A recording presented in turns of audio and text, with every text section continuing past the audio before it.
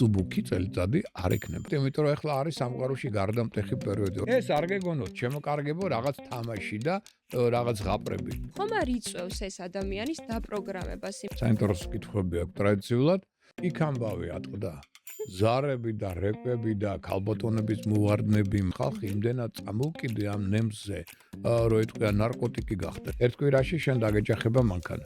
ორი კვირა დამჭირდა ყოველდღიური სეანსები, სიარული მასთან, რომ როგორმე გაუმიყვანა ამ მდგომარეობიდან. უნდა გაკეთებული. კატასტროფა, დამთავრდა ცხოვრება. კინა მოუკავი ადამიანი. ვიღაცამ ძალიან ცუდად მოვატყუა. მახსოვს, კი. უცხო პლანეტელებთან გქონდათ კონტაქტი. მაინც და მაინც თქვენ რატომ? კედლებზე ავედი. დამეწყო галлюცინაციები. ესა. და რა არის ცუდა ამის გარდა?